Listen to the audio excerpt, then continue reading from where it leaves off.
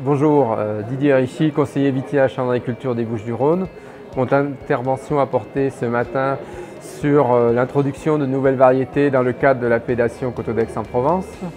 Cette action est née de la volonté des producteurs de cette appellation de sortir de la dominante de 3 cépages principaux qui sont Syrah, Cabernet et Grenache. Ces 3 cépages présentant des problèmes, le Cabernet, le problème maladie du bois, le Grenache, des problèmes de sensibilité à la contrainte hydrique ou au botrytis en canadier difficile, et la Syrah, au problème de dépérissement lié à ce cépage. Donc cette étude lie en partenariat la Chambre d'agriculture des Bouches-du-Rhône, le syndicat des Coteaux d'Aix, mais également le Centre du Rosé, Inter-Rhône, l'IFV, la Chambre du Var. Un premier volet qui a correspondu à des observations au vignoble au niveau des données agronomiques.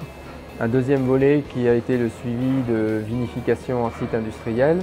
Et le troisième volet, dégustation et synthèse des résultats obtenus. Donc au niveau des résultats obtenus depuis 2005, cette action a commencé en 2005 avec des réorientations suite au contact qu'on a avec la commission technique de l'INAO de Hyères.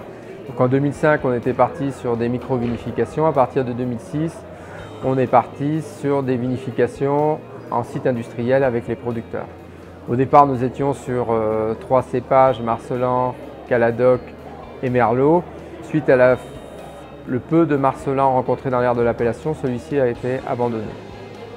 Les résultats obtenus au bout de 8 ans montrent l'intérêt du Caladoc et du Merlot au niveau agronomique, comportement du cépage au niveau du terroir de l'aire Coteaux d'Aix en Provence. Que ce soit le Merlot ou le Caladoc, ces 2 cépages manifestent présentent plutôt chacun des atouts pour pouvoir figurer dans le décret d'appellation, que ce soit en production de rouge pour le Merlot et de rouge et de rosé pour le Caladoc. Le bémol, c'est que dans cette action, c'est qu'on est en train de retravailler à nouveau avec l'INAO sur le décret. Et au début de l'action, nous avait donné 10 ans de suivi et aujourd'hui, on nous parle de rajouter 5 années, ce qui ferait qu'il nous faut encore 5 années d'études avant d'aboutir.